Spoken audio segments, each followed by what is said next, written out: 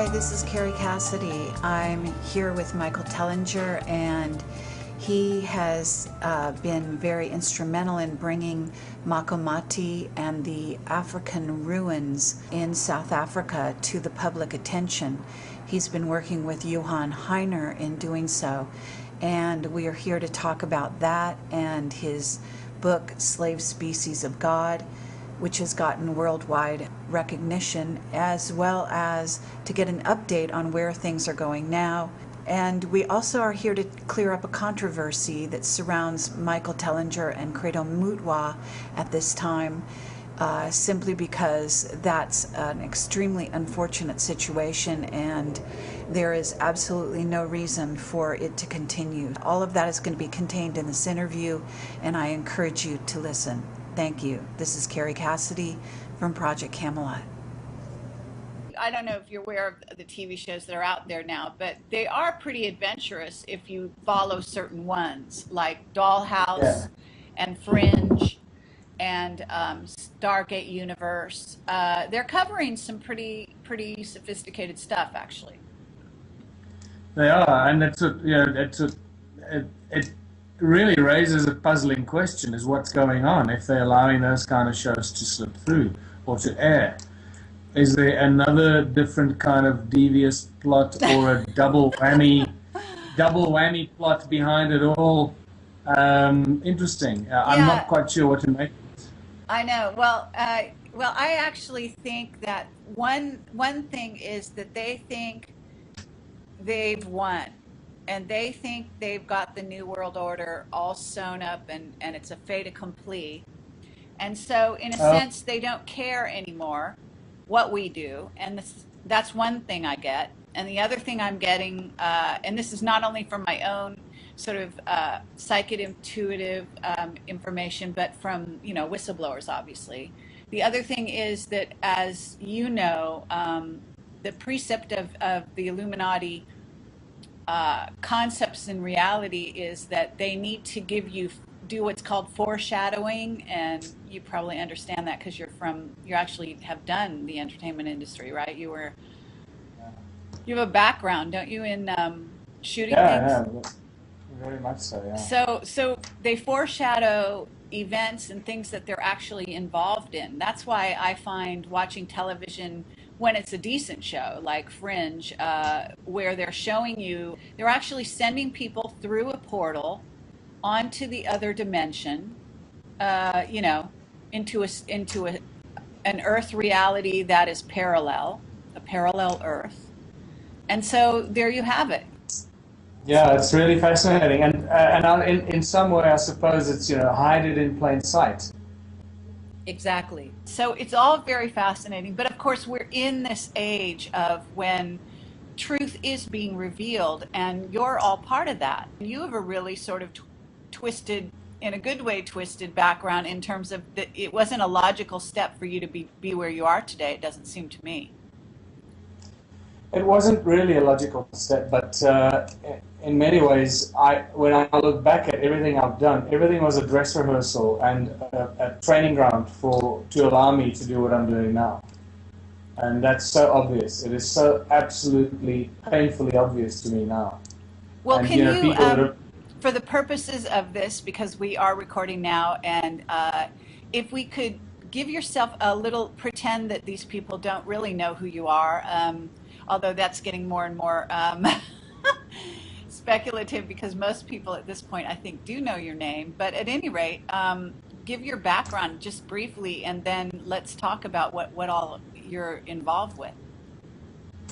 I feel quite embarrassed to say, to talk about all the different things I've been involved with, because I suppose embarrassed is the wrong word, but all my life I've been called a jack of all trades kind of thing, and because we live in a society that if you don't settle down, get married, have a family, have a steady job, have a good career so you can provide for your family, and this whole thing about family values and all. So I've been the antithesis of that, I just always followed, whatever tickled my fancy. I studied, look, as a child, I grew up in a musical family. My mother was an opera singer in Europe, and so I grew up listening to music and listening to some of the finest classical musicians, money can buy, and going to the opera and going to classical concerts, and then growing into the show business on stage and television and so forth. While I was studying in medical school, studying pharmaceutics, which is a 5-year degree, at Wits University of the Witwatersrand here in Johannesburg.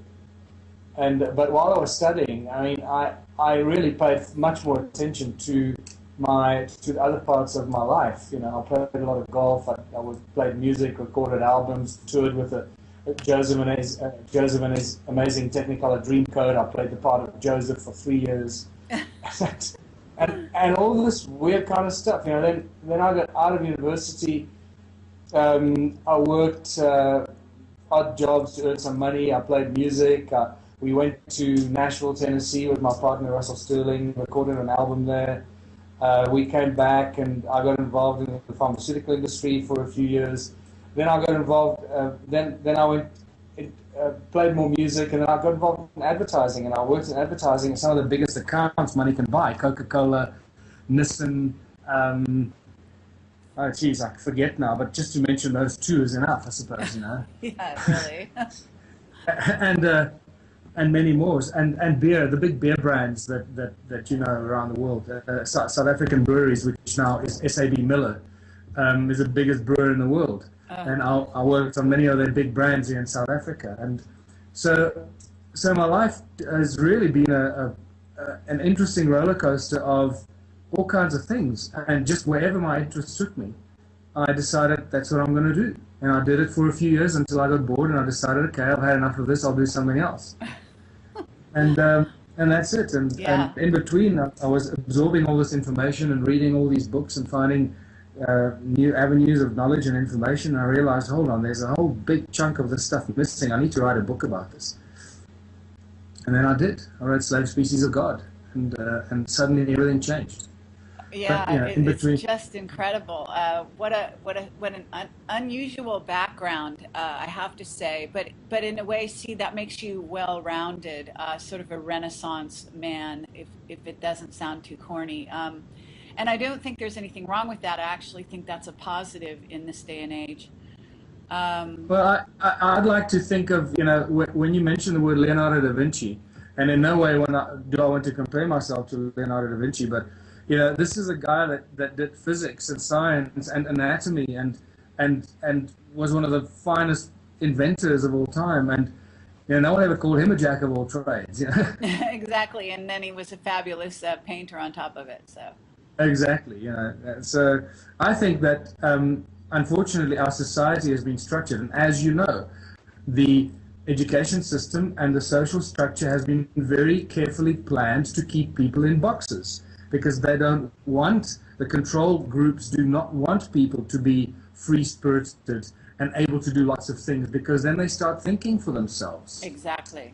Because what happens with you getting into the slave species of Mars? Slave species. There's an interesting twist, isn't there?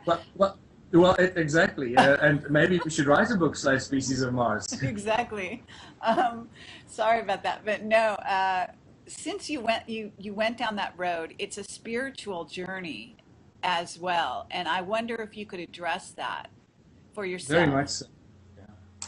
Very much so. Even when I was writing Slave Species of God, I found myself trapped between firmly believing and understanding, having a deep sense that there is a divine being, a divine creator, some sort of an entity that we cannot understand, that's responsible for all this incredible stuff around us, and this thing called consciousness, and this thing possibly called Holy Spirit. And right now, actually where I'm today, I'm thinking that maybe the Holy Spirit and consciousness may actually in the end be the same thing, but we can come back to that later. But so I made it very clear in Slave Species of God that people must not fall victim to confusing God with a big G, the divine being, the divine creator, this unknowable, unfathomable sort of energy and source that is responsible for all this amazing stuff that we're just a small part of. and then gods with a small g that are just, you know, advanced humanoids and beings that have knowledge of flight and genetics and manipulating people. Absolutely. And Well, that's, you know, that's very important. And that distinction is, of course, lost on a lot of people that are religiously sort of obsessed. In other words, there is a distinction to be made between the gods, so-called so-called gods that supposedly genetically engineered the human species, and the creator. yeah, and the other interesting thing is that, and you're obviously aware of this, is that the more you start studying this and you go into this and you research it, especially from a scientific perspective, you start realizing how everything crosses over, how everything is related. Suddenly you realize that this thing called sacred geometry, which actually means fixed geometry, is directly linked to all of history, is linked to our knowledge of modern geometry, is linked to quantum physics and knowledge of that we're only starting to rediscover now, and so it goes. And you suddenly get immersed in this wonderful place where everything binds and connects with everything else. And I just really love that, because the more you scratch away and peel away the layers of disinformation, the more wonderfully connected everything seems. Absolutely. You know, you've got several videos at this point out, and I've been watching a few of them, you know, bits and pieces, and trying to get a picture of what's already out there so that we don't go over the exact same track as everyone else. And Yeah. so I, you know, I'm going to ask for your help in that way, but I also know that, you know, the truth of the matter is also that you are that things are really moving along kind of quickly right now for you. And maybe you can describe, first of all, the actual finds and how you got involved with Johann Heiner. Is that how you say his last name? Yeah, Johann Heine, yeah. Okay, and talk about that a bit, and then we could also talk about how you got involved with Credo Mudwa, and go down that road. Yeah, excellent. Well, Kerry, first of all, the interesting thing about this question, which I call the great human puzzle, is I think it's a question on everyone's mind, or every conscious person has asked this question: who are we? Where do we come from? Why are we here? It's the holy trinity of human questions, you know, and I think we're getting very close to finding some really solid and sound answers for those questions. And what's also very important is, because until we know who we are, where we come from, and why we're here, it's very difficult for us as a species to make any sound decisions about where we're going to go in the future and how we're going to mold the future for ourselves. And I feel very strongly about that, because there's still people out there that say, well, I don't care where we come from, I'm here, I'm just enjoying my life. Well, that's a wishy-washy kind of answer, in my personal opinion. I think that's a very good point. You absolutely need to know why you're here and what you're doing in order to know where to go from here. Absolutely. I think that's wonderful. And what's fascinating is that my work in Slave Species of God led me directly to meeting Johann Heine, who introduced me to the ancient ruins of Southern Africa. And thank God for Johann, because after 20 years of trying to bring the significance to the people and the academics of South Africa, and the so-called informed educators, who we now find out are actually the opposite, we realize that we're dealing with the evidence that everyone has been looking for all these years, from Zachariah Sitchin to every other author that's ever ventured into, you know, the origins of humankind and so forth. Eric von Däniken probably being one of the first that started asking these questions and wrote some amazing work that still stands today, actually. And he did it without very much scientific support, just using common sense and logic. And now we're finding that we're sitting on this vast, vanished civilizations, the remains of the largest ever human settlement that's being constructed on planet Earth, here in Southern Africa, South Africa, Zimbabwe, Botswana, Mozambique, and probably even further north over the Zambezi into Zambia. And we're dealing with, which includes obviously the ruins of Great Zimbabwe, and we're dealing with direct links to the Sumerian Anunnaki, the Anunnaki that the Sumerian tablets refer to, We're dealing with bases that were, without a shadow of doubt, constructed by Enki and his team, and the earliest gold mines on planet Earth, and the first civilizations that emerged on planet Earth right here in Southern Africa mining gold. We are now absolutely positively sure, in my mind, and a growing number of people around the world, that this is what we have discovered and uncovered. And that fills in a huge missing piece of the puzzle in that big question: who are we, where do we come from, and why are we here? And we can start feeling a lot more comfortable once you know you've absorbed this information and you've seen it and you really identified the absolute vastness of it and the complexity of it as well, the complexity of these ruins, because these people lived here for a period of 270,000 years about before the flood wiped them all out and just covered everything by you know several meters of sediment and soot and soil. And now this is all coming to the fore, and suddenly I'm starting to feel that I'm being pushed in a slightly different direction, because I'm doing a lot of talks on this. I mean, really a lot of talks, and I'm taking this information as far and wide as I possibly can, because I believe it's my duty to share this information, since I've been blessed with the knowledge of it landing in my lap, you know. Sorry, go ahead. But no, you know, I mean, it's all so fascinating, and I'm wondering, like, in terms of what Johann discovered, could you talk a little bit about that, and then how you connected with him? Because I think people would be interested. I find it very interesting that you were already on a certain road, and you'd written Slave Species of God before you actually got involved in this side of it. Exactly, and it just shows you that this was inevitable. It was out of our hands, you know. we were destined to meet, and we were destined to do this work that we're doing right now, taking the knowledge of this ancient civilization to the world, or the information about this vanished civilization. And I was doing a talk in 2006, I think it was, or 2007, I can't remember now. I was doing a talk in Pretoria and on Slave Species of God, and Johann Heine saw the notice somewhere, and he thought, oh geez, because at that stage he'd read my book, but for some reason he didn't know that I was South African. I still can't figure it out. He obviously didn't read it very well, because he would have figured out that I was South African very quickly. But he thought, no, I must come and watch this. This is an American author, and he's visiting South Africa, so I'll come and see what he has to say. And he came to my presentation, and when he realized I was South African, afterwards he whipped out his laptop and he started showing me all these photographs of these circular structures, of these stone ruins that he's been photographing over 15 years or so. And then he showed me. I instantly knew that this was highly significant, and this was not just something that happens by accident.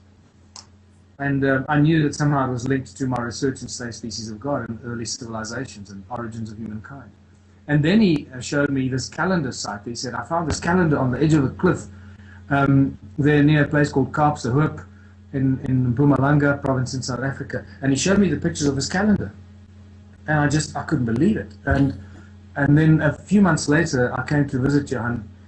We lost contact, actually, and then a few months later I thought I must phone that guy that I saw in Pretoria, because that stuff looked so interesting. I need to follow up on it. I felt a desperate need to follow up on it and do something about it. And I was looking for his email or his contacts, and next thing an email came through from Johann himself. Oh my God! To me, that's I great. promise you, it was that serendipitous. It was unbelievable. Synchronicity, wonderful. Totally, and I phoned him back and I said, you can't believe it. I was sitting here looking for your number to see where the hell I can get hold of you. And the email came through from your PA, from Johann's PA. Remember, Johann runs a very large company of about 6,000 people. They're the biggest firefighting company in Africa. They rent their services to the South African government, all the forestry companies here, and they move out into other African countries as well. So he's a busy guy, but he's absolutely passionate about these stone structures and the ancient civilizations. He was introduced to all this stuff by a wonderful man called Cyril Romnik. He's a doctor of history, and And Cyril spent about 30 years investigating the influence of Hindu culture in Southern African history. Huh. And it was Cyril Romnick's work, and you'll meet Cyril when you come down here. I must introduce you to him because he's a walking encyclopedia when it comes to the links between ancient Hindu culture and Dravidian culture in South Africa, and specifically regarding the gold mining here. Wow. Many of the African, well, especially Swazi, many of the African languages show very distinct links to Hindi and before I mention the names, but many Indian languages, and some of the customs and so forth. And this is very interesting because now we start seeing a multi-layered crossover of the ancient civilizations here. Although there's no doubt in my mind that the first civilization was here and every other civilization emerged from that, it seems that the Hindu civilization emerged from that and then came back here only to retrace its steps many thousands of years later as well. And so it was sort of came back, and so did the Bantu people, the Abantu people. As Krena Mutwa tells us, Abantu is Abantu, the children of Antu, who was the Sumerian goddess, the wife of Anu. The children of Antu who lived in the land of Abzu, below the equator where the gold came from. Oh wow! Yeah, very interesting. So they have it in their lore, in their verbal Exactly. Traditions. Very interesting. And that's how Jan and I got together. And then he took me to the calendar site that he discovered, and I said, listen, we need to write a book about this stuff because this is far too important. And I started working on the book using his photographs. And when I finished the book, I said, well, we need to find a nice name for this calendar site. In the beginning, we were going to call it the Jan Heine Stone Calendar. But I said to him, look, it doesn't really have a good ring. We need to give it a name that's going to be a catchy name for people to remember. And since we both believed at that stage already believed it was probably the oldest man-made structure on Earth, I came up with the name Adam's Calendar, since Adam's supposed to be the first man on Earth. And Jan said, no, that sounds great. So we ended up calling it Adam's Calendar, and that's what it's called today. That's wonderful. So how does the Makomati, when you talk about the Makomati, is this the ruins, is this a distance from Adam's Calendar? Yeah, look, Adam's Calendar is actually right in the middle of the ruins as well, but the forestry activity has destroyed most of those ruins. But even on Google, if you look on Google and you find Adam's Calendar, it's very, very visible. It's very clearly visible. It's a beautiful site to see on Google. If you move south from Google and you find the first open area in the mountains where there is no forestry, you will start seeing the stone circles, even on Google, which suggests that most of that forestry area destroyed a lot more, thousands of more circles that were there already. Yeah, the destruction, I guess the destruction is just really disheartening. There has to be lots of layers there, because you're saying that the flood actually came and wiped all of it out. And I guess that's documented in terms of archaeology, even in the traditional sense of the word, right? Yeah, you know what, Kerry, it's quite obvious in some of the aerial shots how the soil has covered everything. There had to be some giant global event that was of such giant geophysical proportion, which could have covered.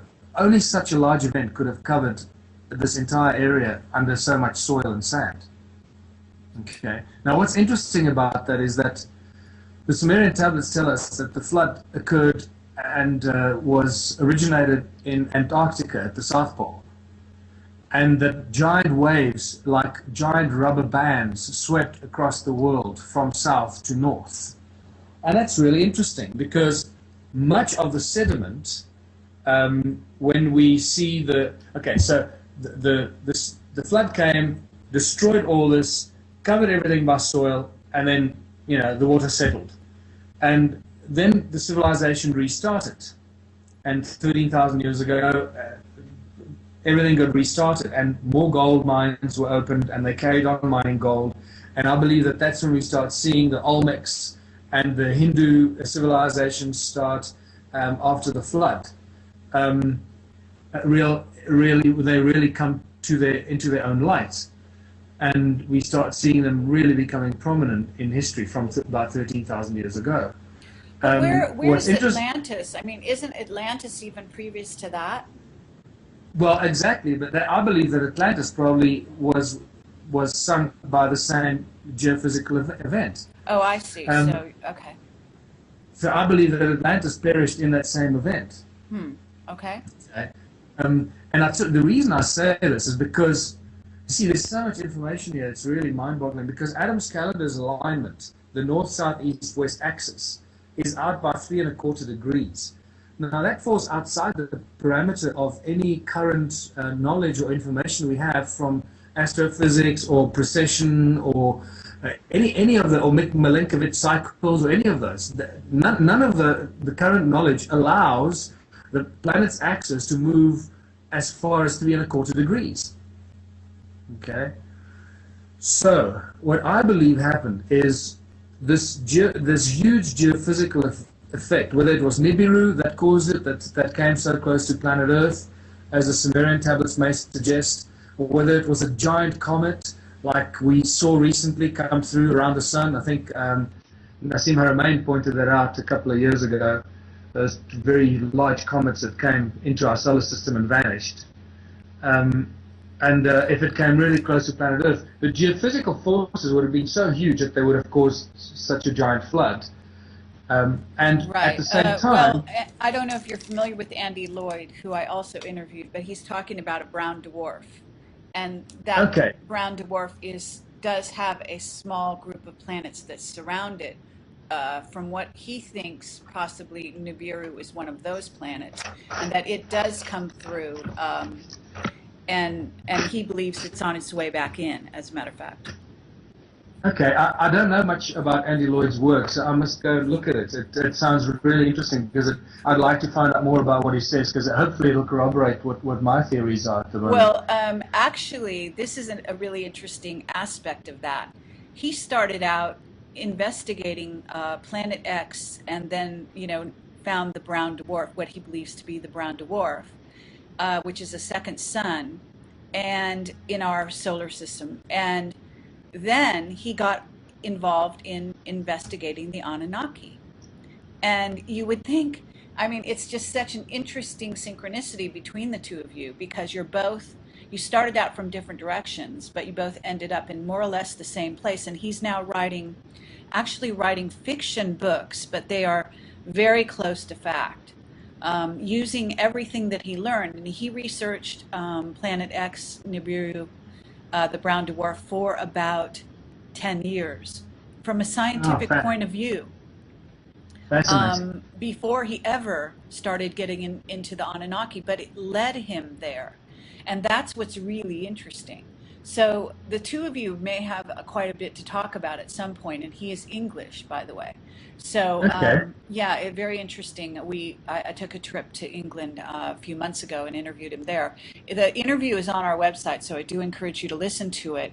I find his work fascinating, especially the fiction aspect, because he's going down some roads that are really, from a sociological point of view, very, very interesting. Things about what it means to be an advanced species interacting with, say, people on Earth. Should that happen, and should that become the way of the world in the future, and what that would mean for us, and what that interaction would look like, what it would portend for us, etc., etc. And you're dealing with how it happened in the past, you see. Yeah. So it's a really interesting idea. Well, I want to take you down into the future, because this is where my work really seems to be pointing towards, and a lot of, I suppose,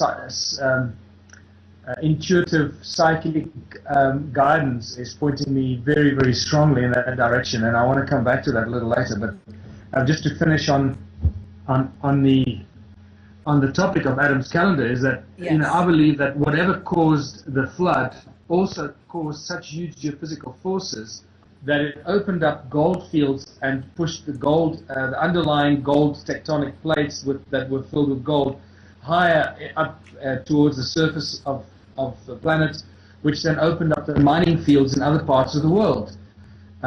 Previously, they were mostly in South Africa, and then suddenly, after 13,000 years ago, you start seeing mining in Americas and so forth. There may have been mining there before, but I think it really became a lot more active after the flood, based on my current research. And you start seeing the Olmecs, who are expert gold miners, and all these interesting new civilizations that suddenly pop up. And they have very strong African features, and you say, well, if the original gold miners were in Africa, let's take some of those and take them over there. At least they know what they're doing. Yeah. Exactly. Yeah. Very interesting. So, so those geophysical forces then also caused the Earth to be moved from its original axis where it was to where it is today.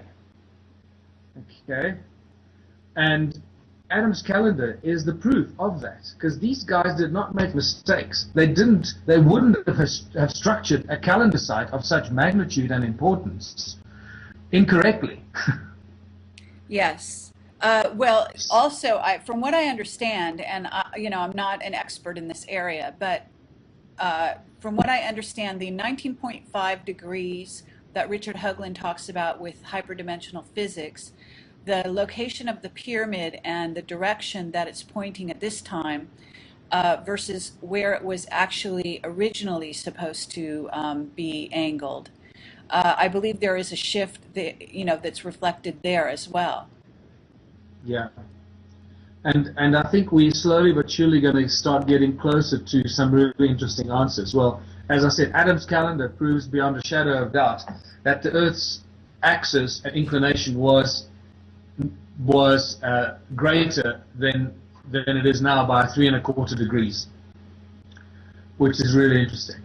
And I have to, I'm sorry to I don't mean to be leading you off in different directions here too drastically, but I have to tell you that I'm also in touch with this guy named Bill Brown and his partner Richard Gabriel, and I don't know if you've seen on our site, have 2 interviews with them. They're doing something called the Giza Geomatrix, and it has to do with locating the something going on in the Great Pyramid, a heat signature that the military have actually gotten a source, a secret military source that has substantiated the fact that there was a heat signature in the top of the pyramid where there's not even supposed to be a chamber. Then there have been goings on the Giza Plateau that are very nefarious lately. A great deal of activity, part of it definitely to do with the discovery of the Hall of Records beneath the Sphinx, but there's more there as well, and I have to encourage you to look at their work, because they are also talking about a shift in the axis, and they're talking about something that might have happened even recently. On top of you're talking about what happened in the past, but I'm saying that there's actually movement in the axis at this moment that is possibly being documented. I wouldn't be surprised. I've suspected it for a long time, and I'm glad to hear this. I'll check out this interview with Bill and Richard. It sounds really interesting, and I somehow need to contact them to, if they're more knowledgeable than I am about this matter. I need to speak to somebody and share this information with people that, especially astrophysicists and so forth, that can help work these things out. Well, they're also using ground-penetrating radar to locate underground chambers under the Giza Plateau that have tunnels and so on, and they're also using a certain star matrix idea that has to do with a lot of power places around the planet that involve pyramids, and it may be that they should come down to where you are and check that area out, because there could be an underground pyramid in that area. Well, I can tell you one thing is that I know for a fact that we have a grave site at Adam's Calendar. The stone altar, which is about 700 meters north of Adam's Calendar, is definitely a grave site.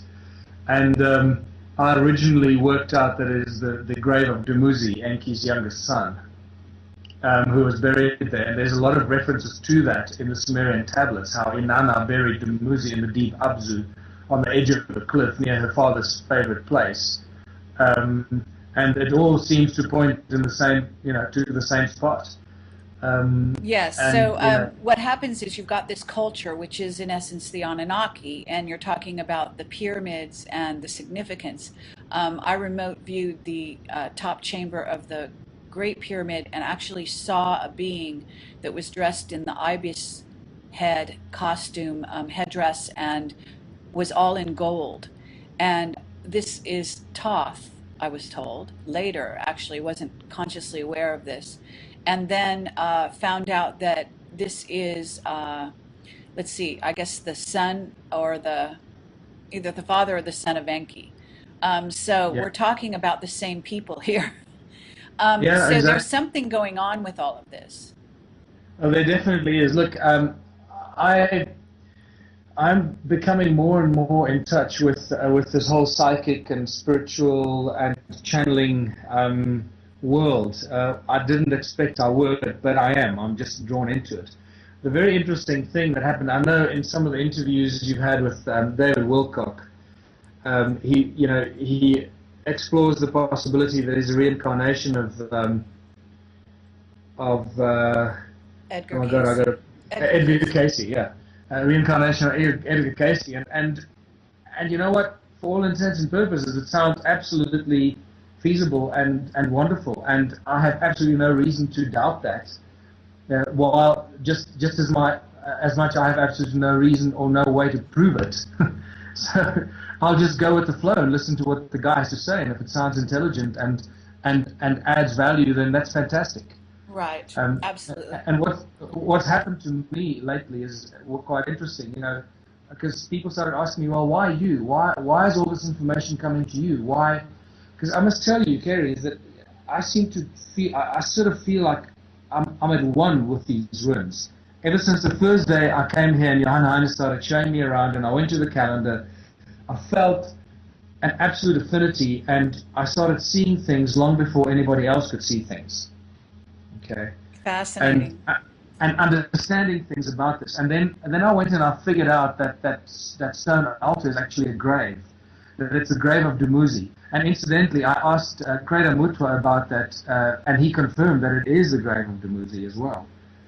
Um, Well, so a well, lot of interesting things happened. yeah, absolutely. I don't know, is this the point at which you want to talk about how Credo got involved in all of this, or how he already was involved in all of this? Because some Okay, people won't almost. know, won't actually know what his connection is. Yeah, almost. Let me just finish this thing because it's Sure, got go ahead. psychic implications, and I know that a lot of your listeners and your subscribers are open-minded, and they like this crossover with hardcore science and psychic ability and so forth, which we know in any case is an ability that's proved over and over again by hardcore science. Right. So let's just get to cut to the chase and call psychic ability a real ability. And what happened is that one or two people looked at me and they were asking, well, why are you involved? And I asked a few psychic people. I said, well, I don't know. Maybe in my past life I was somebody that was linked to these ruins and these structures, because I really feel a very close affinity, and that's probably why I'm doing this work. And I've had several psychics now tell me that I'm a reincarnation of Dumuzi, and I found his grave. Yeah. So I find that quite interesting for whatever Yeah, it's worth. absolutely. Well, I mean, anything's possible. There's no reason, individuals are individuals, and they are reincarnating, and certainly we all have these histories. And I myself have a special fascination with the Anunnaki. And in fact, this is really another synchronicity. I was on the trail of the Anunnaki when before I got involved in Camelot and was writing a screenplay about them and their return. When I stumbled on what is called wingmakers.com and found that they had already gone down that road to some degree and had a story based around that. So then I tried shopping that around Hollywood and tried to get it made into a movie, and it didn't happen. And that's what pushed me to pick up a camcorder myself and start doing interviews and start investigating this more substantially. I actually put my screenplay to the side at that time, and I'm about to pick it up again. This is sort of strange, but you know, because everything seems to be pointing in that direction. So I'm really interested. So if you are the reincarnation of Dumuzi, you know, we may have more to talk about than meets the eye here, because there is some fascinating synchronicities happening around the planet, and some of this points back to Sitchin's work, and then it also goes beyond it. And I have to say, you have to perhaps mention that there must be some kind of a nod to Sitchin in here for you, even in Absolutely. writing your book, Slave Species to God, is there not?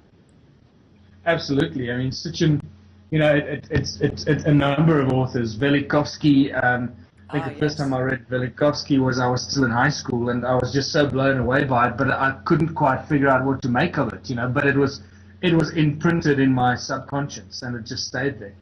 And then when I finally discovered von Däniken, and I went through his books, that suddenly sparked me off. And then several years later, I discovered Sitchin, and that just got me in a whole track. And I realized that there was this information that I needed to follow up on and find as much as I possibly could about it. And then with my knowledge of biology and chemistry and all that from studying pharmaceutics, I realized that I was in a position to simplify it, because many people that I spoke to about Sitchin said, look, his work is too difficult to read. For me, it's beautiful. I love his books, you know, but a lot of people out there struggle with the style and the way he writes. It's too much information.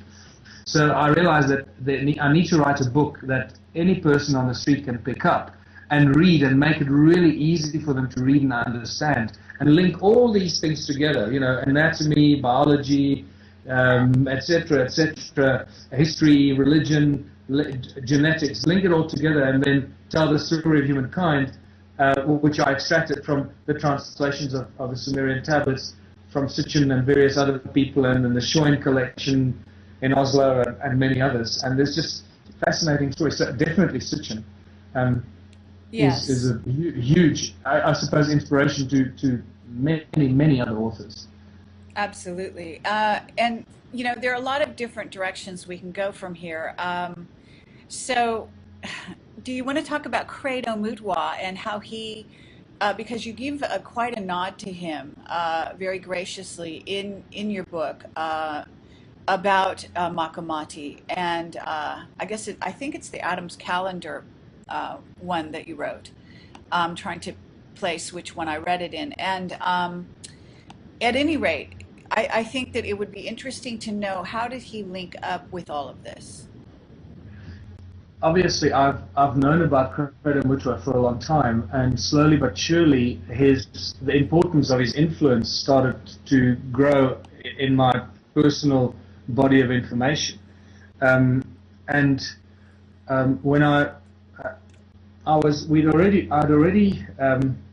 I'd written Slave Species of God, and a friend of mine, Amanda, was visiting Credo, and I think we just released Adam's Calendar. That's it. I just released Adam's Calendar, and my friend Amanda was visiting Credo, and I got a phone call from her, and she was very, very excited. She says, Michael, Credo wants to see you. Credo wants to see you. And I went, oh, wow, that's amazing, because I'd love to meet the guy. I didn't know how to meet him or how to go about it. And she said, no, Credo wants to see you. I'm with him now. And I said, okay, well, when you finish there, get me his details, and I'll phone him and organize to go and see him. Which then happened, and I phoned Credo, and I had a long chat with him on the phone, and the way it happened is Amanda was sitting talking to him, and they went there for a day. They go there sort of once every 6 months with a group of people, and she saw my book, Slave Species of God, lying on his desk, on the table in front of him, and it was a very well used copy of the book, and Amanda said, oh, do you know Michael Tellinger? And Credo said, no, but I'd like to meet Michael, because I have a lot to tell him. He and he said something like he has an important job to do or something like that. And Amanda said, okay, well, I'll phone him. And that's when she ran out and phoned me. Credo wants to see you. So shortly, within a month or so, I went down, I saw Credo, and I thought, well, if I'm going to go there, this may be the one opportunity I have to see him. I may not see him again. Credo's getting on in years, and I thought, okay, well, phone my friend who's a film producer, and let's take some cameras down and let's film this thing if Credo permits it. So we arrived there, and lots of excitement, and I asked him, can we, you know, Baba Credo, can we film this interview? Can we record it? I don't know what we're going to do with it, but I just like to have it because I'm not going to remember what you tell me, and I want to have it on record. And he said, absolutely. So while they were setting up their cameras and all that, I went inside and I presented a copy of Adam's calendar to him. In hindsight, now I'm so angry at myself because I should have waited until the cameras were rolling. Because Credo just burst into tears. He became he became completely emotional. He burst into tears, and he could hardly, well, he couldn't speak for quite a while. He couldn't speak, and I got all emotional, and I couldn't speak. So I was actually maybe glad that the cameras weren't there, you know, because I wanted to present a macho image. But anyway, and he just told me he never thought he would see this sacred place again. Oh. And then he started telling me how it is one of the two most sacred sites on earth. It is where heaven mated with Mother Earth, that he was initiated there in 1937, and he never thought he'd see it again, and I must do everything I can to protect it because the evil people of the country want to destroy it and all this. And he kept saying to me, Mr. Michael, you must go and you must do what you can. He said to me, only you can protect this place. I mean, he used words like this, and I started feeling a bit uncomfortable. You know, you're putting a bit of pressure on me here, Credo. And you know, I'm just a guy that found it through Jan Heine, who actually found it, and now I'm writing a book, wrote a book about it. But in essence, what's happened now, because of the awareness that we've created around Adam's calendar and the stone ruins, we are protecting it. We've created so much more protection for the ruins than ever before. And I must actually bring this up right now, because sometimes you've got to just look back at what you've done and maybe pat yourself on the shoulder without being too arrogant or cocky about it. But it's because of the work and the knowledge and the information that Jan Heine started putting out, and since I joined him, we've just escalated to a completely different level. And never has there been such knowledge and awareness about the stone ruins in Southern Africa as there is right now. Yes. So much so, Kerry, that what's happening right now is the farmers in South Africa, and I'm talking right across the country, okay, we're talking like thousands of miles apart. Farmers are phoning me, and I'm not sure if they're phoning Johan, but they know how to get hold of me, and they're phoning and emailing me saying, listen, please can you come to our farm? We've got some incredible ruins. We had some archaeologists here from this university or that university. They wrote us some report, but we don't believe what they wrote in the report because it doesn't make any sense. And, this is great. And we've seen your work, and we really love what you're doing, and it makes a lot more sense to us. So please can you come and look at our ruins and tell us what you think. So we've created the consciousness among the farmers and the landowners who now protect their ruins, where previously they were just destroying them because they were told they were just cattle kraal of little historic value. Wonderful. That's absolutely fabulous.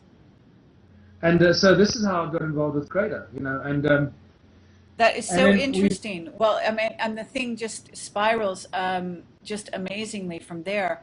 And at the moment, you're almost inundated with visitors, are you not? Yeah, it's really become. I've made my bed. I better lie in it.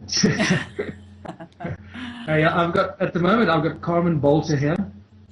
She's a professor of. I'm not even going to venture to try and remember what it is. It's an involved subject, but she's a senior professor at the University of Calgary in Canada, and she's the producer and the creator of a beautiful series called the Pyramid Code on the pyramids of Giza.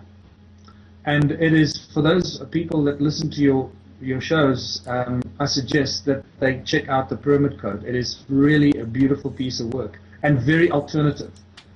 And Okay. Carmen is a very spiritual person, and she's a breath of fresh air in the field of academia. So she heard me on Coast to Coast, actually. She heard me talking to George Nuri, and then I mentioned her work. And then the next day, she emailed me and said, were you talking about me? And I said, yes, I was. And one thing led to another, and now she's visiting me for 2 weeks, and she's actually with Jan Heine for 2 days. And tomorrow night, she's doing a talk. We organized for her to do a talk in Nelspruit, the town of Nelspruit, which is the gateway to the Kruger Park. And we've got a sellout house, her talking about the pyramids, and we've been flying her around in Johannes' helicopter over the ruins here to just show her the extent of it. And I must tell you, after the first day, when we came back and we touched down, as she got out the helicopter, I asked her, so what do you think, Carmen? And she was absolutely speechless. She didn't have words to describe her emotions. Oh my, yeah. She said, I just cannot believe how vast this thing is. And I said to her, well, I've been telling you, I told you this is big. But you can't appreciate it until you see it. Yes, absolutely. Well, I get such a feeling off of the photographs, and that's what's really drawn me to you and your work more than anything, I have to say, because I had a girlfriend who told me about you and actually gave me your book, and I looked at it and I thought, I was a bit suspicious of the whole thing, and then somehow, I don't know, I guess I must have decided to look at your website, and when I saw the photographs, they were so powerful, those stones, and I have to say that they emanate such an amazing energy. Even in a photograph, I was seeing, I was just picking up on really strong energy. And I remember the last time we interviewed you on my radio show, I think it was during the summer, and you said that there's also a musical component to the stones themselves.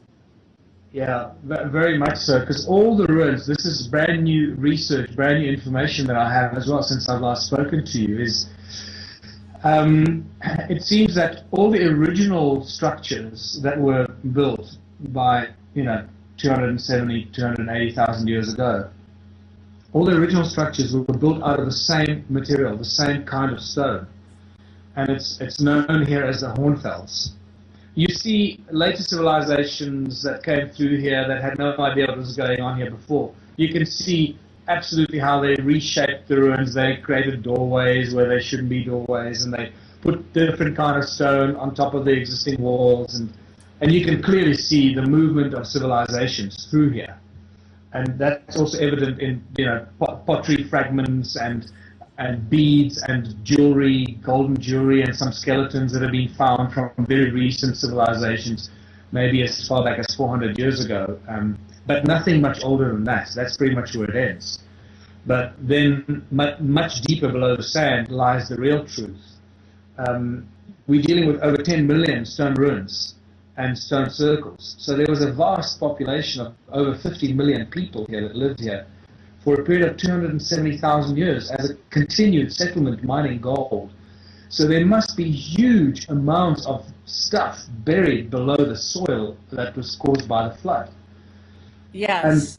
Do you have actually? Are they being is there any archaeological excavation going on there? You had a glass of wine, right, Kerry?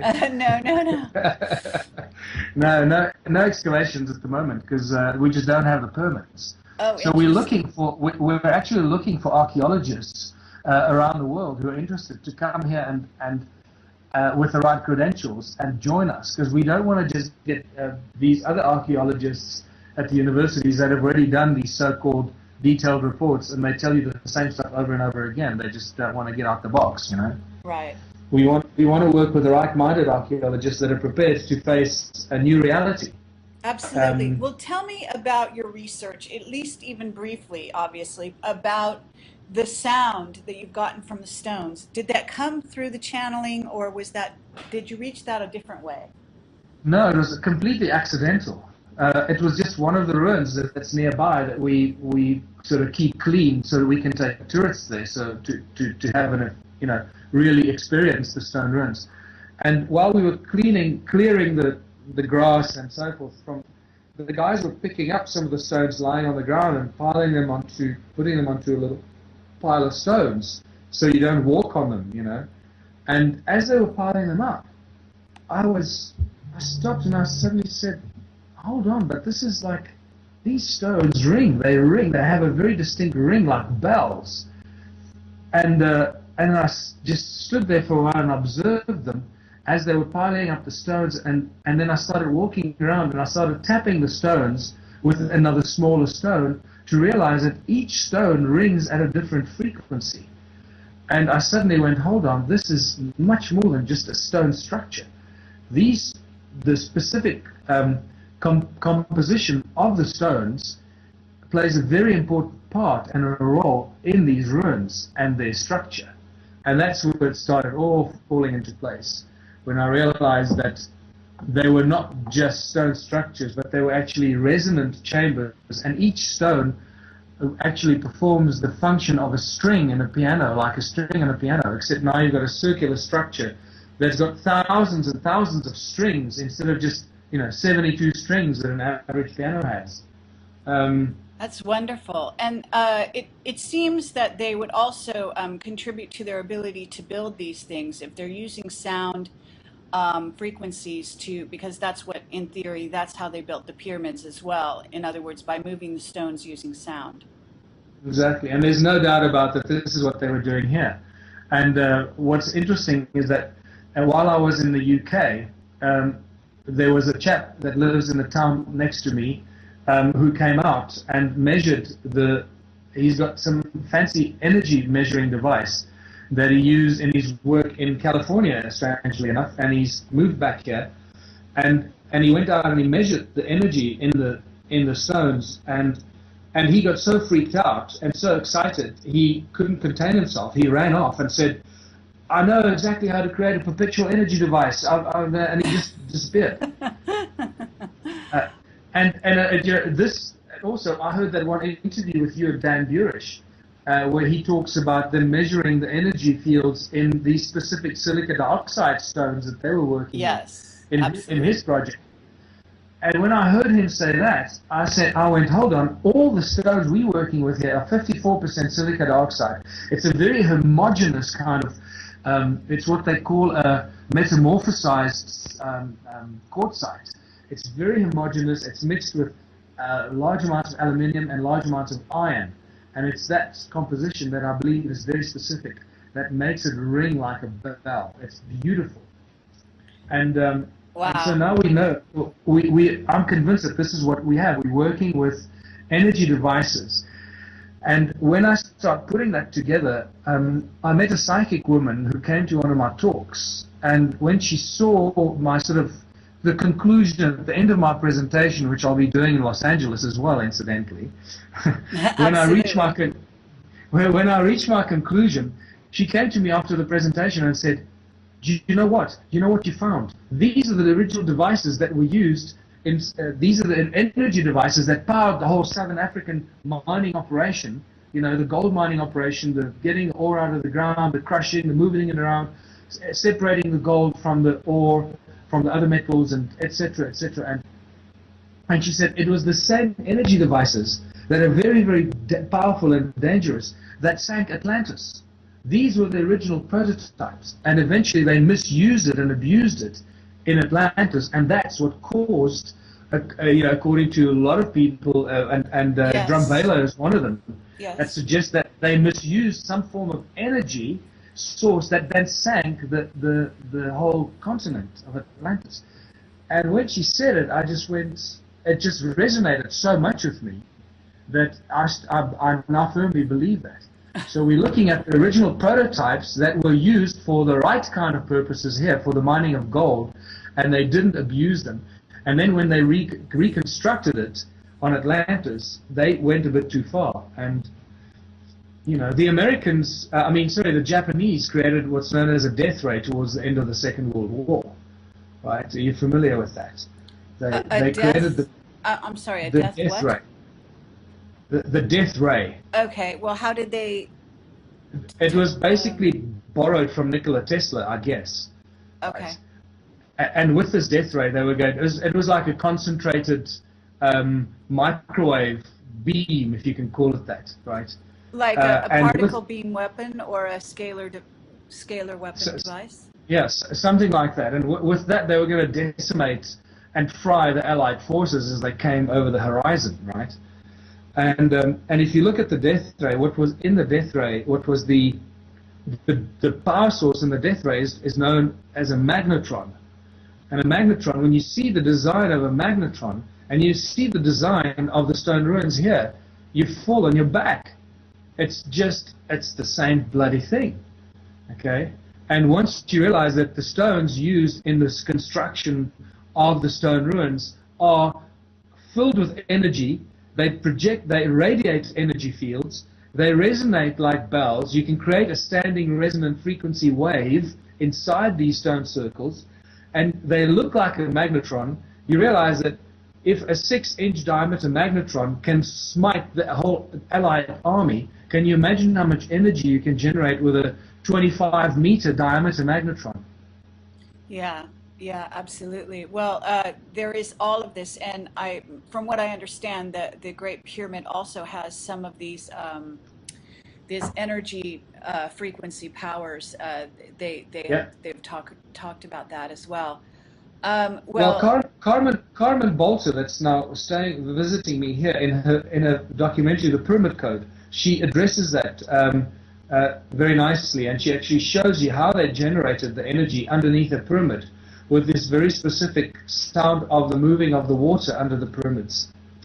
And then they channeled that sound of the water through specific structural chambers that amplified the sound and eventually became the sound at the top of the pyramid that was transmitted just very much the same like Nikola Tesla did with his tower in Long Island.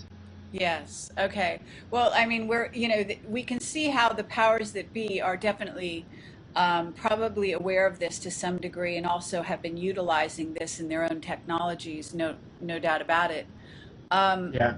But this is coming from quite a different direction, and it's fascinating that that in a sense you've been allowed to investigate and develop these sites without too much interference. Has there been interference? Well, I sense that the first wave of interference has just started in the last 2 weeks or so, with some slanderous rumors that have started being spread about me. And it's very depressing, and it's very disheartening that people have nothing better to do than to concoct malicious lies and rumors and start spreading them on a relatively high platform of international figures that have bought into it and have actually swallowed the lies and disinformation. Well, since you brought it up at this moment, let's actually go down that road, because part of the reason we're doing this interview now is to actually dispel some of those rumors and to make things clear for the people out there. And we'll do this in writing too, if necessary, to accompany this briefly. But let's talk about what the rumors are that are being spread, and then explain why we don't have to. I think we've agreed not to use names really, other than some of this concerns Credo Mudwa, and certainly not because of his fault or anything like that, but that he's been wrapped up into this whole sort of campaign. Yeah, it's really unfortunate, Kerry. I mean, I absolutely, for want of a better word, I worship Credo Mutwa. I worship the man in a positive sense. I absolutely am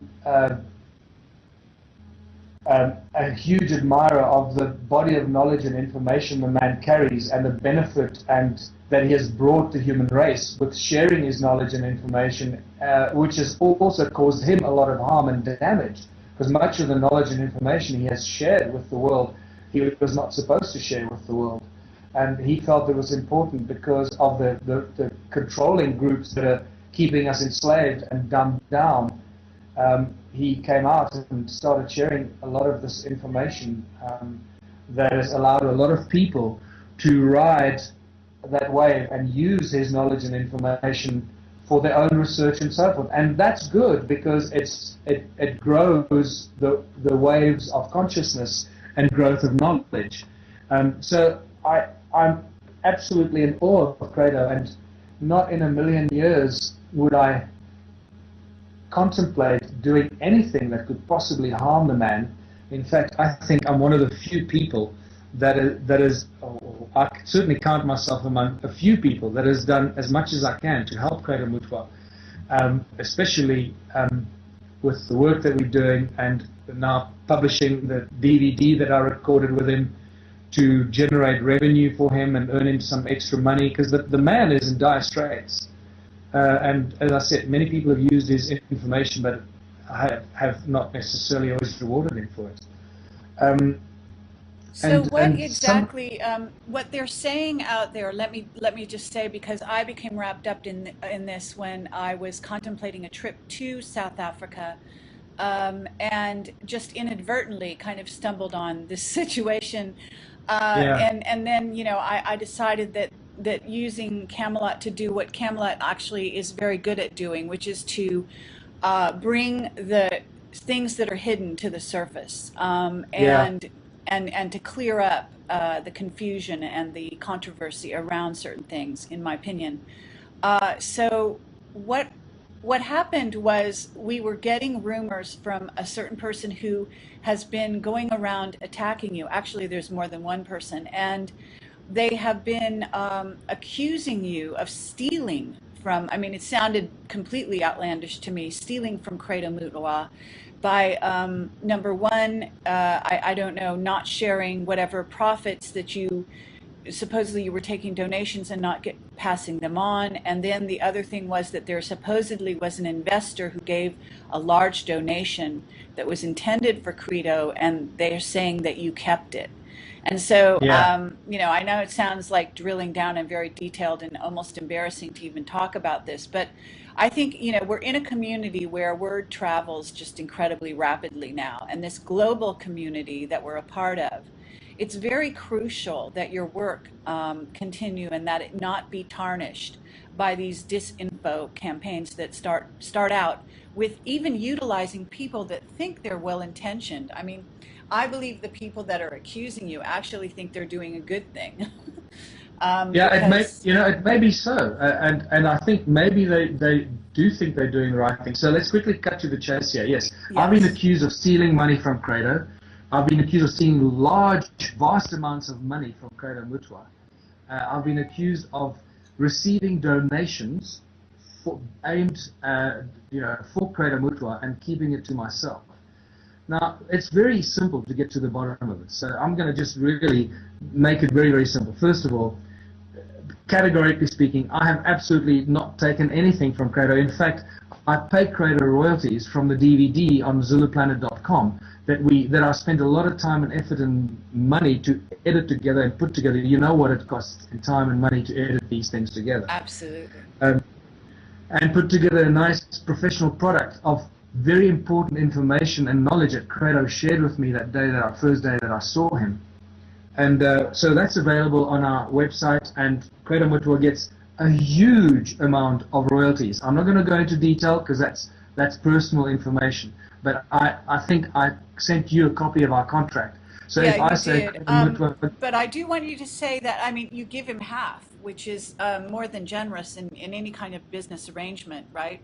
50-50. Yeah, Credo gets 50% royalties of all the sales of the DVDs. And that's important. Okay, so now that we brought it out, as you said, that is far more generous than most royalties or most publishers or most people get in any kind of situation of this nature. Absolutely. So I don't feel guilty about that, and I will make that public if need be. And so Credo gets those royalties. We have not kept anything away from him. I'm not going to disclose to the people how much we've paid him because that's personal and privileged information. But the main accusation here is what really is, it's actually quite funny if you think about it. So this is how it works, right? Somebody tells these journalists that they have made a large donation to Credo Mutwa, which they paid into Michael Tellinger's account. Okay. And I go, okay, well, and then he tells them that, and Michael Tellinger has not paid the money to Credo, he's kept it to himself. What happens then, these journalists phone Credo Mutwa, and they say, we believe that so-and-so has made, a secret donor has made, and the point is that this person has remained anonymous and secret. We don't know who he is. I don't know who he is. He must come forward and announce himself, right? Yeah, and absolutely. Let me just say that we are now putting a call out that if there is such a donation, and if there is such a person, that they need to come forward and name themselves and name the amount, because Michael is not aware of it and has not received it. So go ahead, Michael, with that. Yeah, so please, if whoever is making these claims that they've made a large donation to Credo, come out, tell us your name, tell us who you are, tell us how much you donated, tell us when you made the donation, and into which account you made that donation. All right? I will then disclose to you what my account number is, and we can check on my account, I'll make that public on that day, whether that amount has actually been received by me. I'm happy to do that, okay? But this person remains anonymous, and they're just continuing this slanderous accusation that I'm stealing from Credo. And unfortunately, a few very prominent people that you've interviewed on your show have bought into this, and they have believed it. And that makes me very, very sad, because I hold my honor very, very high. And what I like to do is these journalists that are continuing this, what they did is they phoned Credo Mutwa and they said, you know, we heard that Michael Tellinger received a large donation for you. Has he paid you the money? Well, of course Credo said, no, I haven't received any money from Michael, because there is no money. And they use that as their conclusion. They say, oh, you see, Tellinger is stealing from Credo Mutwa. So it's so silly, it's so stupid. Okay, but there's more to this story. Let's talk about Credo's, you said that there was a town that was built for Credo or by Credo or something, and that has been decimated. Yes, and I see, and this is actually, and you know, Kerry, and I'm sure that you've had this experience yourself. I find the moment you reach out and you try and help people, sometimes it turns around and it stings you really badly. Yes. You know, now, I'm not a wealthy person. I really survive on the sale of the books and the talks that I do, and paying back the debts to the people that help me print the books. All right. So, you know, if people think that I'm some millionaire's kid that's running around, they got the complete wrong end of the stick, right? And the story is that in the 60s, I think it was in the 60s, that Credo Mutwa created this beautiful village, cultural village in Soweto, with a lot of his artwork that was represented, you know, history of the African, ancient African tradition, and a lot of, it was his passion, it was the Credo Mutwa cultural village. It was decimated and destroyed during the apartheid years, and then again afterwards. What has happened is that that cultural village is a means to survival and income to a few young black dudes in Soweto that take tourists there, and they show them this cultural village of Credo Mutwa. Now, a close friend of mine by the name of Dave Gardner, I'm going to forward you his email, because he sent me an email to basically outline the story. Dave Gardner went to Credo's village in Soweto, and he came back and he was just absolutely shocked and depressed, because he's a huge fan of Credo, and he's only 19 years old, and he's one of the most informed and well-read people you'll ever meet. And he phoned me and he said, listen, Michael, I've just come back from Credo's cultural village in Soweto, and it's shocking. It's a disgrace in the state in which it is. We need to do something about it.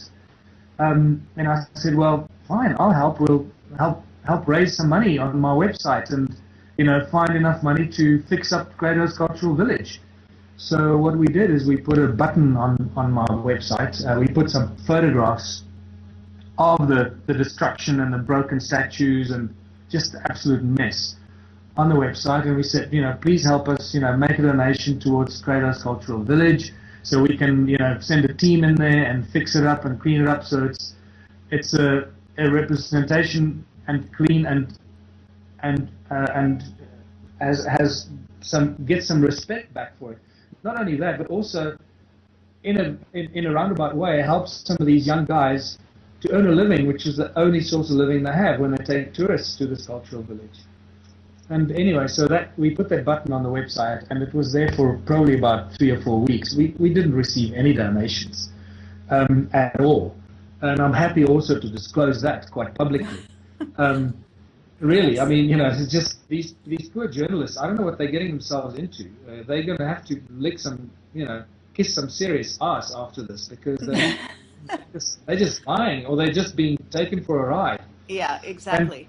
So eventually we didn't get any donations. But what happened then is, when I got to Credo's house, when I saw Credo in March, I got to his house. Virginia, his wife, brought up, listen, some people have been phoning us and telling us that Tellinger is raising funds for Credo and keeping it to himself. And I went, hold on, where is this? What's going on here? And I said, okay, is this to do with the cultural village? And she said, yes, it's something to do with. And I said, yeah, that's right. And I meant to tell you about it when I got here today. Is that we're trying to raise some money so we can send a team in there and fix up your village, the cultural village in Soweto. And Credo said, well, he's got nothing to do with that cultural village, and he doesn't want anything to do with it because in his heart it was dead. So I said, well, if that's the case, thank you very much. End of story. And we pulled the plug and we took the button off the website, and that was the end of it. And at this point, so it's very clear, I mean, that you didn't raise any money there, and you're stating that unequivocally here in this interview publicly for all people to hear. So I really thank you for being so frank and being so open to even, disclosing this kind of information, because I do understand that, this is an invasion of your privacy, but it's because Credo Mutwa has become such a cause celeb in a certain sense, and because your name is becoming so well known, and that, obviously your work with Adam's Calendar and Makamati and so on, that it's important that this not be, as I said, tarnished by this these innuendos and rumors. And I have experienced a lot of this myself of late, and so I know how it can be very damaging, and I appreciate you doing this. I appreciate you speaking frankly. No, thank you very much, Gary. I appreciate you giving me the platform to do so. So, in closing, I'm one of Credo's hugest allies and fans. I'm probably one of the few people that actually makes some money for Credo, because as much as a celebrity as he is in dire straits. And I sent out an email to my database around the world. I think you must have received the email as well, because I think you're in my database. Yes. Where I pleaded with the people to say, listen, if you can, make a donation to Credo, help us raise some money for Credo. He's in dire straits. So if I had any ill intentions, I wouldn't be doing that kind of stuff. Yeah, and I personally, I knew that it hit me wrong, because I'd had a very good experience with you when we interviewed you originally, but also just the logic of it, to become so well known, and nobody would be that stupid. I mean, I'm sorry, it would be pure stupidity for someone to do something like that, because of course they would be found out. So, and why would you destroy, in other words, you're not going to destroy your own work. I mean, it just doesn't make sense. And Credo is a large part of that work, because he hasn't, obviously a history and investment in all of that. So yeah, also my relationship with Credo, and it has been damaged to some extent, because people phone Credo up and said, well, have you received the donation from Michael Tellinger? And Credo says, no, I haven't. And then they tell him, well, we've made a large deposit, a donation for you into his account. And then Credo says, oh, well, so next time I phone Credo, I spoke to Virginia 2 days ago, and I said, Virginia, listen, I'm just phoning to tell you, Virginia is Credo's wife, for people that don't know. And Credo was sleeping when I phoned, so I didn't speak to him. And I said, listen, Virginia, there's some people that are trying to drive a wedge between us. Just be aware of it. They're going to come and tell you all kinds of stuff, that I've stolen this money and then they made donations. And I told her, ask them to show you proof that they made those donations. Don't just believe them, because I have not received any money for you. If I have, I would have given it to you. And so Virginia is aware of it, and by now, hopefully, Crater is also aware of it, because I did sense that they became a little suspicious, and that really hurt me. Yes. It hurt me emotionally. Yes, absolutely. Well, I mean, it is a tragedy, and I have to say, unfortunately, it's been handled very badly by certain people. And again, we're not naming names here, but they certainly know who they are, and I do hope they're going to be listening to this because it is very important. Well, I'm going to welcome you to LA, of course, and we're actually hoping to find a venue for you to speak at. And we're going to have to talk about all of that at some point, Michael. So Yeah. I want to thank you so much for taking all this time. I know we're actually, this interview is taking a bit more time than I even thought, but I think it's worthwhile because your work is so fascinating. And I'm very anxious to come out there to take a look at what you've got going on and actually see with my own eyes. And I do have one last question here, though, because you had said that you were going off in a little bit different direction.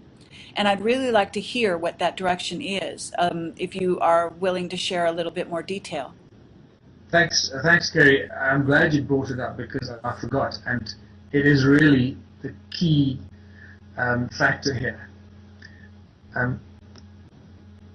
I am approached at all my talks and my presentations by people, and they say, okay, this work is fascinating, it's absolutely amazing and informative.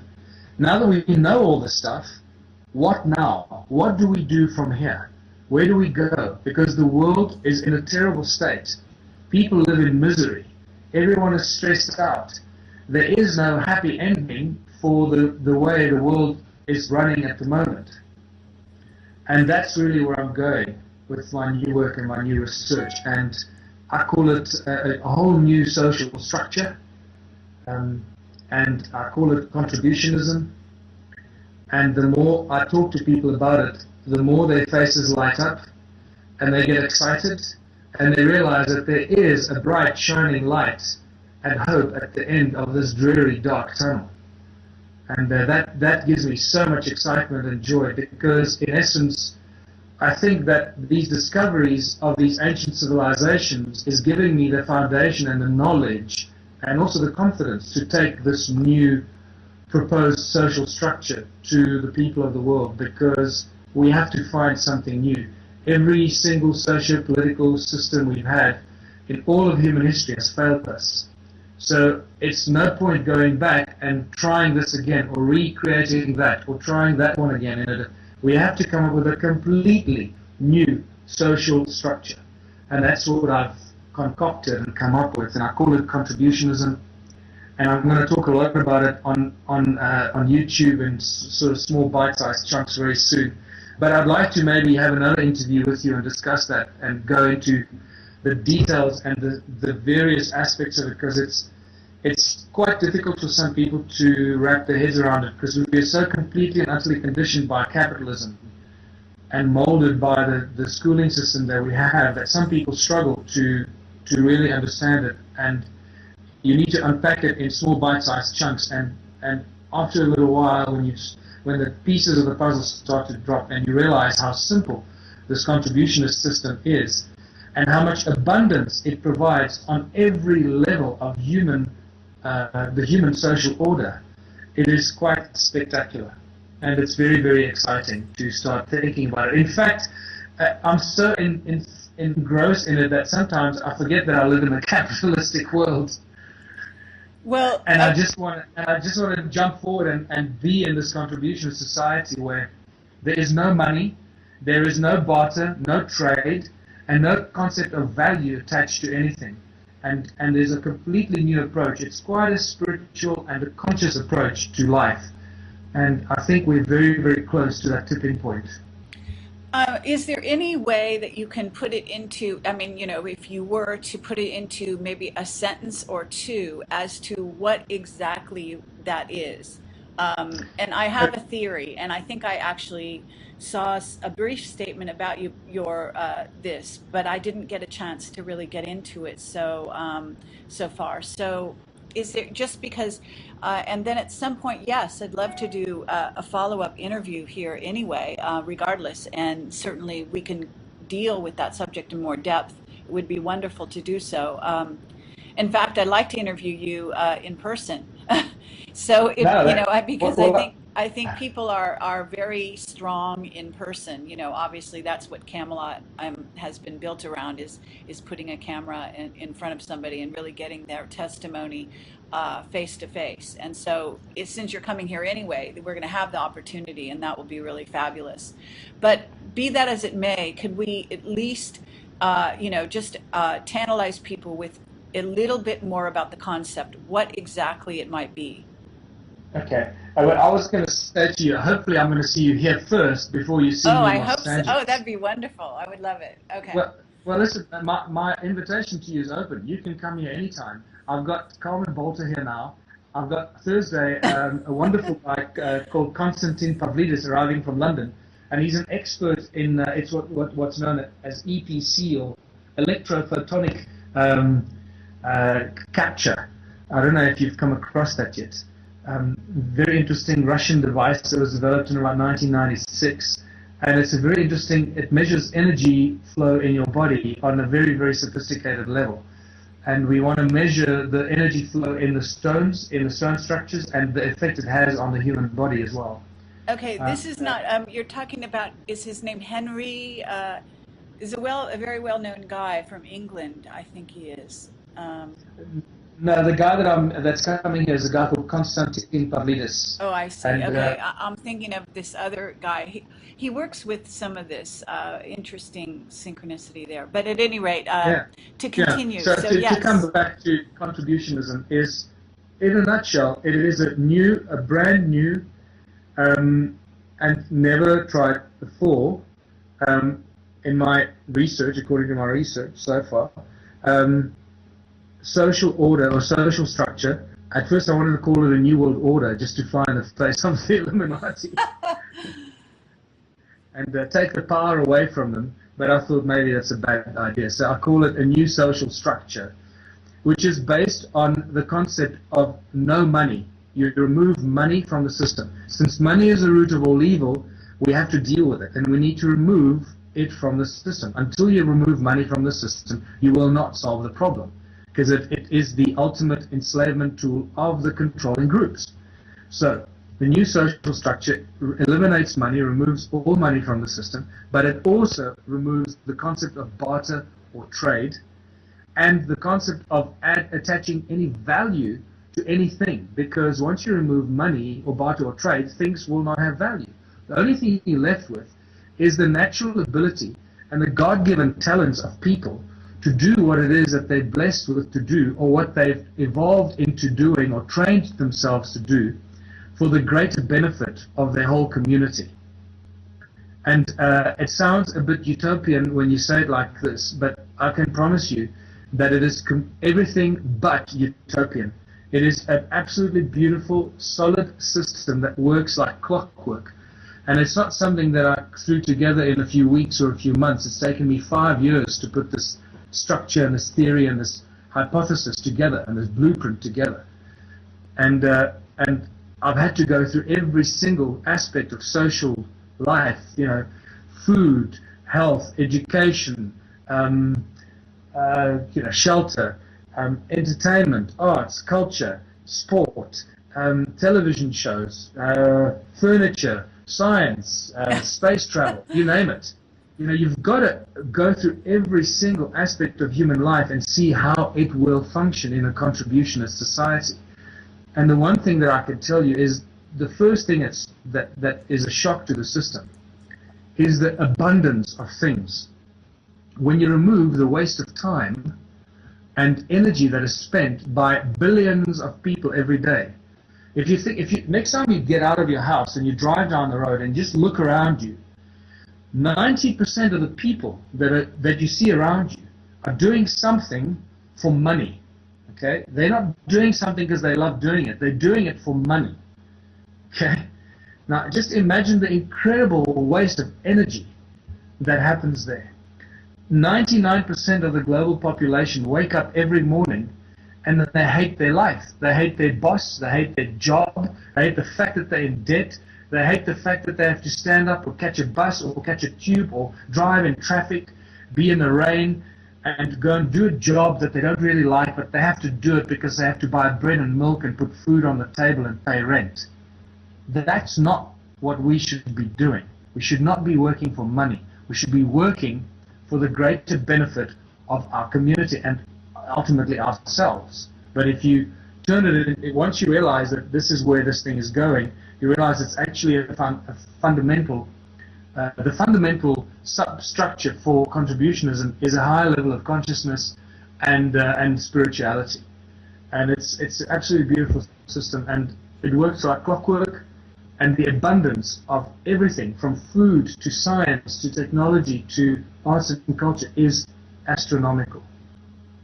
Well, I think it definitely has value. I can tell that right off, just listening to you.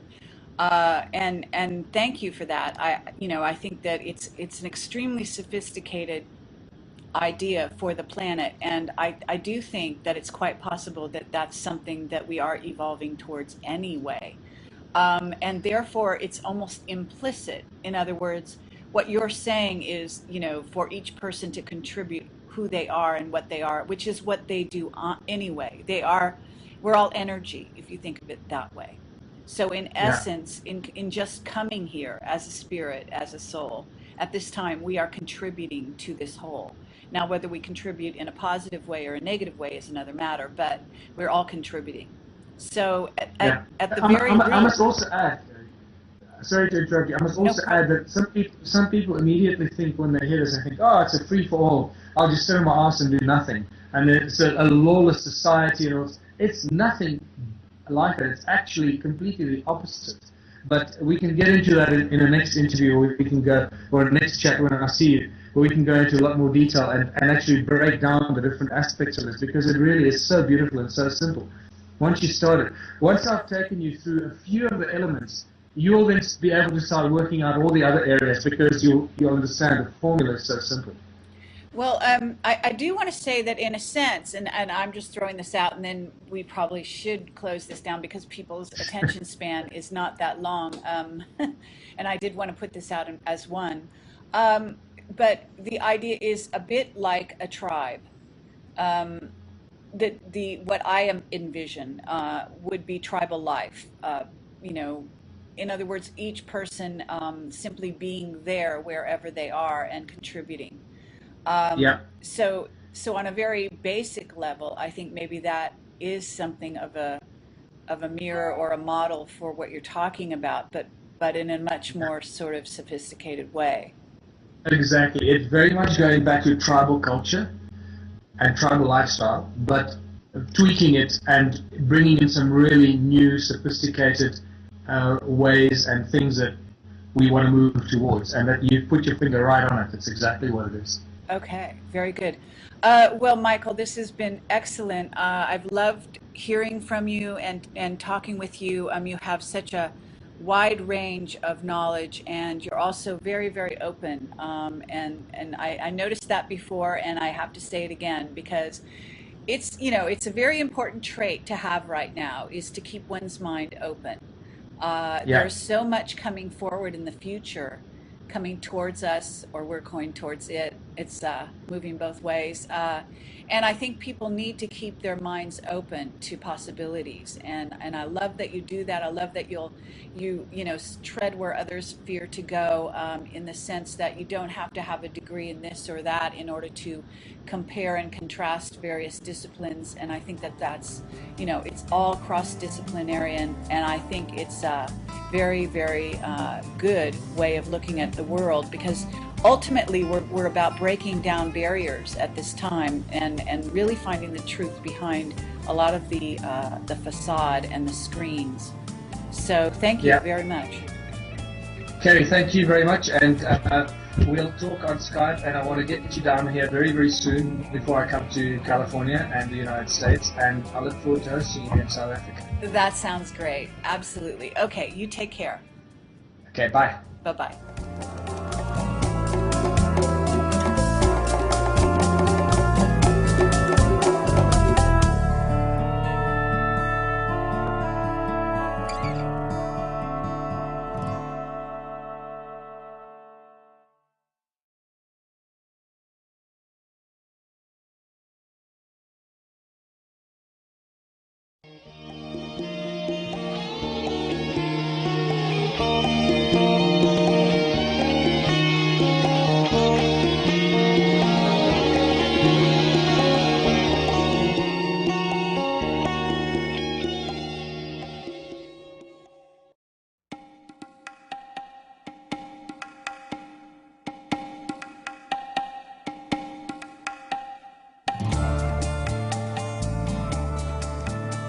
Hi, this is Carrie Cassidy. I'm here with Michael Tellinger, and he has been very instrumental in bringing Makomati and the African ruins in South Africa to the public attention. He's been working with Johann Heiner in doing so, and we are here to talk about that and his book, Slave Species of God, which has gotten worldwide recognition, as well as to get an update on where things are going now. And we also are here to clear up a controversy that surrounds Michael Tellinger and Credo Mutwa at this time, simply because that's an extremely unfortunate situation, and there is absolutely no reason for it to continue. All of that is going to be contained in this interview, and I encourage you to listen. Thank you. This is Carrie Cassidy from Project Camelot. I don't know if you're aware of the TV shows that are out there now, but they are pretty adventurous if you follow certain ones, like Dollhouse and Fringe and Stargate Universe. They're covering some pretty sophisticated stuff, actually. They are, and it really raises a puzzling question: is what's going on if they're allowing those kind of shows to slip through or to air? Is there another different kind of devious plot or a double whammy plot behind it all? Interesting. I'm not quite sure what to make of it. I know. Well, I actually think that one thing is that they think they've won. And they think they've got the New World Order all sewn up, and it's a fait accompli. And so, in a sense, they don't care anymore what we do. And that's one thing I get. And the other thing I'm getting, and this is not only from my own sort of psychic intuitive information, but from, whistleblowers, obviously. The other thing is that, as you know, the precept of the Illuminati concepts in reality is that they need to do what's called foreshadowing, and you probably understand that because you actually have done the entertainment industry, right? You have a background, don't you, in shooting things? Yeah, very much so. Yeah. So they foreshadow events and things that they're actually involved in. That's why I find watching television, when it's a decent show like Fringe, where they're showing you, they're actually sending people through a portal onto the other dimension, into an Earth reality that is parallel, a parallel Earth. And so there you have it, sort of obsessed. In other words, there is a distinction to be made between the gods, so-called gods that supposedly genetically engineered the human species, and the creator. Yeah, and the other interesting thing is that, and you're obviously aware of this, is that the more you start studying this and you go into this and you research it, especially from a scientific perspective, you start realizing how everything crosses over, how everything is related. Suddenly you realize that this thing called sacred geometry, which actually means fixed geometry, is directly linked to all of history, is linked to our knowledge of modern geometry, is linked to quantum physics and knowledge of that we're only starting to rediscover now, And so it goes, and you suddenly get immersed in this wonderful place where everything binds and connects with everything else. And I just really love that, because the more you scratch away and peel away the layers of disinformation, the more wonderfully connected everything seems. Absolutely. You know, you've got several videos at this point out, and I've been watching a few of them, you know, bits and pieces, and trying to get a picture of what's already out there so that we don't go over the exact same track as everyone else. And Yeah. so you know, I'm going to ask for your help in that way, but I also know that, you know, the truth of the matter is also that you are that things are really moving along kind of quickly right now for you. And maybe you can describe, first of all, the actual finds and how you got involved with Johann Heiner. Is that how you say his last name? Yeah, Johann Heine, yeah. Okay, Um, and talk about that a bit, and then we could also talk about how you got involved with Credo Mudwa, and go down that road. yeah, excellent. Well, Kerry, first of all, the interesting thing about this question, which I call the great human puzzle, is I think it's a question on everyone's mind, or every conscious person has asked this question: who are we? Where do we come from? Why are we here? It's the holy trinity of human questions, you know, and and and I think we're getting very close to finding some really solid and sound answers for those questions. And what's also very important is, because until we know who we are, where we come from, and why we're here, it's very difficult for us as a species to make any sound decisions about where we're going to go in the future and how we're going to mold the future for ourselves. And I feel very strongly about that, because there's still people out there that say, well, I don't care where we come from, I'm here, I'm just enjoying my life. Well, that's a wishy-washy kind of answer, in my personal opinion. Yeah, I think that's a very good point. You absolutely need to know why you're here and what you're doing in order to know where to go from here.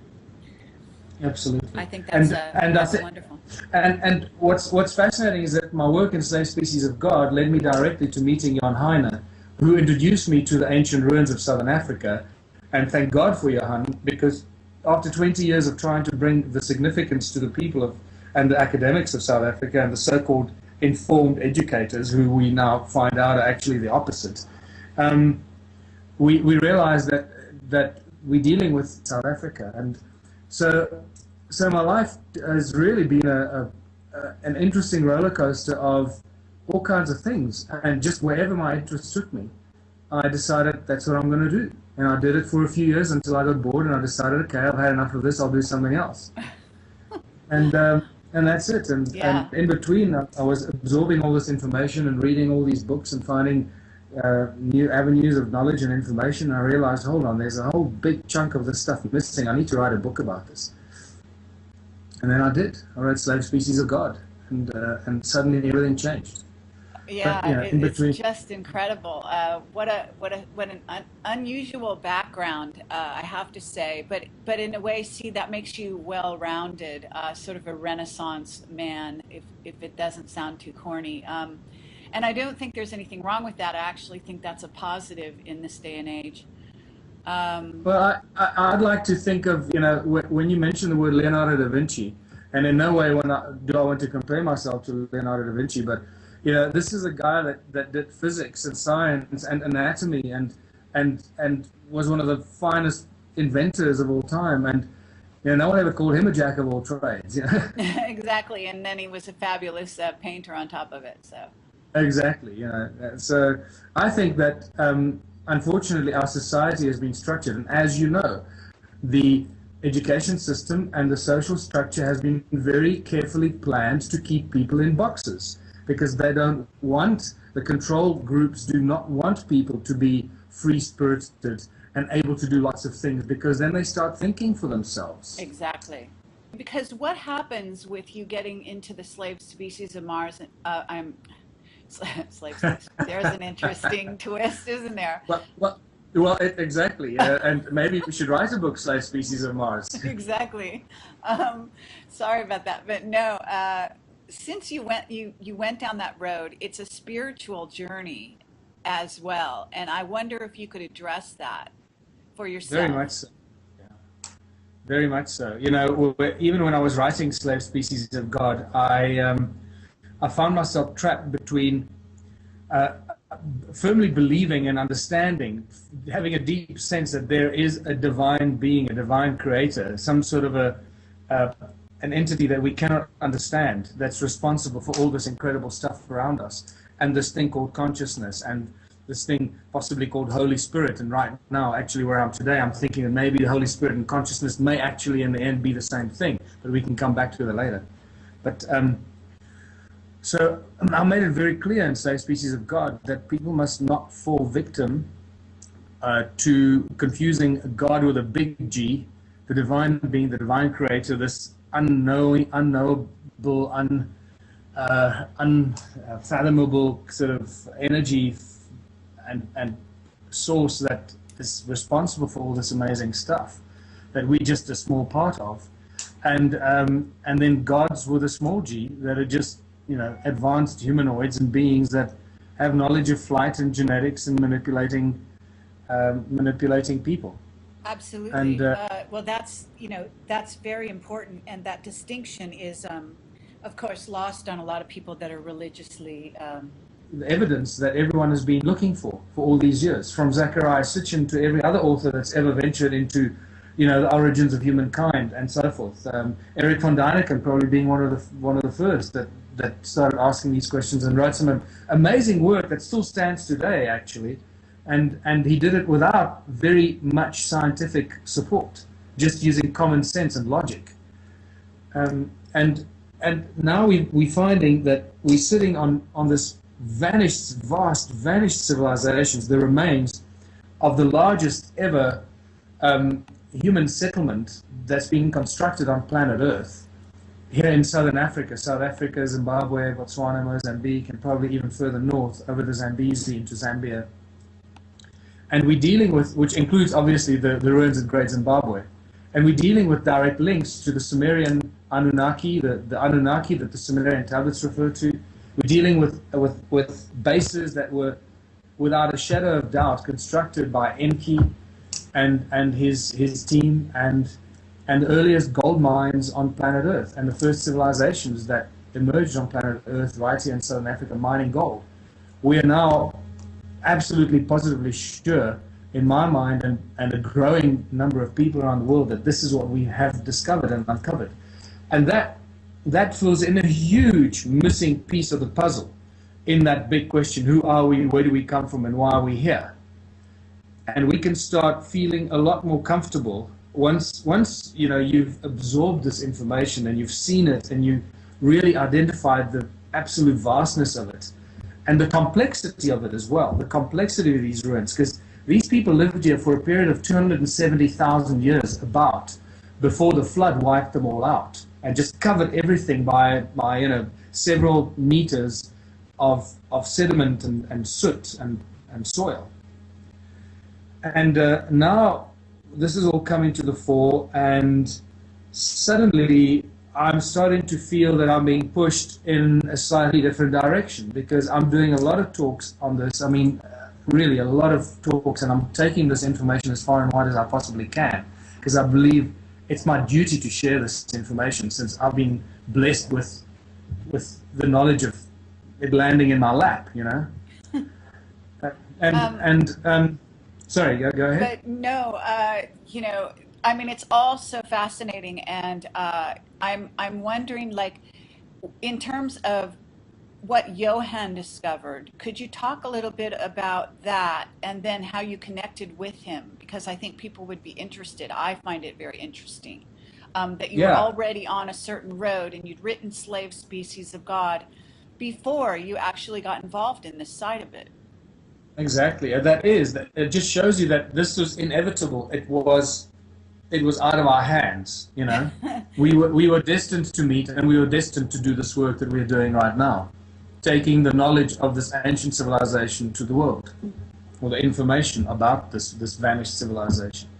And I was doing a talk in 2006, I think it was, 2007, I can't remember now.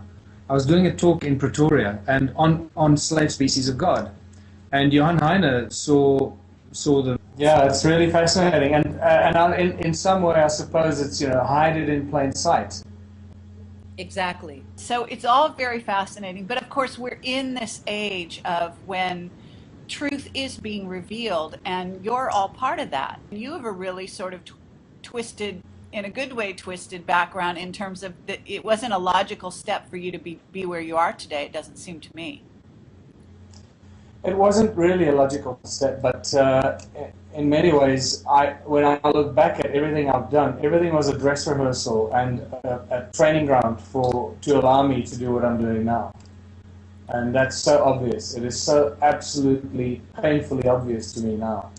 Well, and, can you, are, for the purposes of this, because we are recording now, and if we could give yourself a little, pretend that these people don't really know who you are, although that's getting more and more speculative because most people at this point, I think, do know your name. But at any rate, give your background just briefly, and then let's talk about what all you're involved with. I feel quite embarrassed to say, to talk about all the different things I've been involved with, because I suppose embarrassed is the wrong word, but all my life I've been called a jack of all trades kind of thing, and because we live in a society that if you don't settle down, get married, have a family, have a steady job, have a good career so you can provide for your family, and this whole thing about family values and all. So I've been the antithesis of that, I just always followed, whatever tickled my fancy. I studied, look, as a child, I grew up in a musical family. My mother was an opera singer in Europe, and so I grew up listening to music and listening to some of the finest classical musicians money can buy, and going to the opera and going to classical concerts, and then growing into the show business on stage and television and so forth. While I was studying in medical school, studying pharmaceutics, which is a 5-year degree, at Wits University of the Witwatersrand here in Johannesburg. But while I was studying, I really paid much more attention to the other parts of my life. I played a lot of golf. I played music, recorded albums, toured with Joseph and his amazing Technicolor Dreamcoat. I played the part of Joseph for 3 years, and all this weird kind of stuff. Then I got out of university. I worked odd jobs to earn some money. I played music. We went to Nashville, Tennessee with my partner Russell Sterling, recorded an album there. We came back and I got involved in the pharmaceutical industry for a few years. Then I got involved, then I went, played more music, and then I got involved in advertising, and I worked in advertising at some of the biggest accounts money can buy, Coca-Cola, Nissan, oh geez, I forget now, but just to mention those two is enough, I suppose, Yeah, really. and many more, and beer, the big beer brands that around the world. South African breweries, which now is SAB Miller, is the biggest brewer in the world. And I worked on many of their big brands here in